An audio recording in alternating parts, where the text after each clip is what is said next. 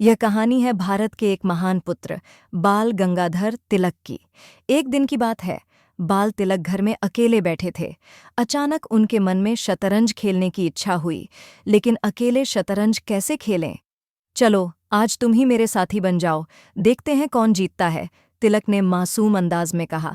तिलक ने अपने दाहिने हाथ से खंभे को पकड़ लिया और बाएं हाथ से खुद खेलना शुरू कर दिया। वो खेलते रहे, सोचते रहे और कुछ ही देर में तिलक हार गए। लेकिन हार मानना उनके स्वभाव में नहीं था। उन्होंने फिर से खेलना शुरू किया। इस बार भी वही नतीजा, खंभा फिर जीत गया। दूर खड़ी उनकी दादी यह सब देख रही थीं। चेहरे पर हल्की मुस्कान आई। अरे तिलक, तुम तो किसी खंभे से भी हार गए, दादी ने मजाकिया अंदाज में कहा। तिलक जरा भी नाराज नहीं हुए, शांत स्वर में बोले, दादी, अगर मैं हार गया तो क्या हुआ? मैंने अपने बाएं हाथ से खेला था, मेरा दाहिना हाथ तो खंभे के लिए था और मैं दाहिने हाथ से बेहतर खेलता हूं, इसलिए खंभा जीत गया, तिलक ने तर्कसंगत अंदाज में कहा। सोचिए, एक छोटा बच्चा, पर न्याय और तर्क की समझ कितनी गहरी। हारने के बाद भी कोई शिकायत नहीं, सिर्फ सच्चाई और स्वीकृति। कुछ समय बाद स्कूल में अर्धवार्षिक परीक्षा हुई।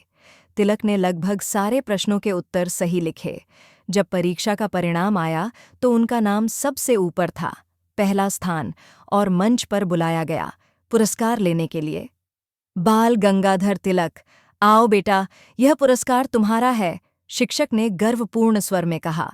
तिलक मंच पर पहुंचे, लेकिन जैसे ही पुरस्कार लेने लगे, उनकी आंखों से आंसू बह निकले। सब हैरान रह गए।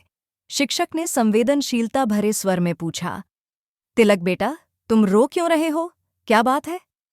तिलक ने स्वप्रतिबिंबी भाव लेकर जवाब दिया, गुरुजी, सच तो यह है कि मैंने सारे प्रश्न खुद नहीं किए थे। एक प्रश्न का उत्तर मैंने अपने मित्र से पूछकर लिखा था। इसलिए इस पुरस्कार का असली हकदार मैं नहीं हूं।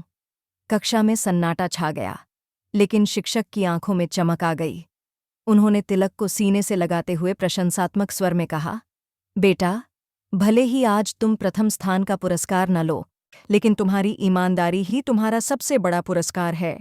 ऐसे ही बच्चों से बनता है देश का भविष्य, जो सच बोलने से नहीं डरते, जो न्याय के लिए अपने खिलाफ भी जा सकते हैं, जो ईमानदारी को किसी इनाम से कम नहीं समझते, नैरेटर सेड प्रेरणादायक स्वर में।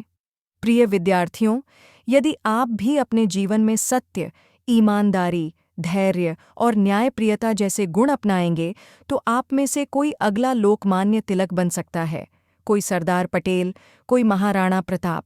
हमेशा याद रखिए, सत्य की सदा विजय होती है।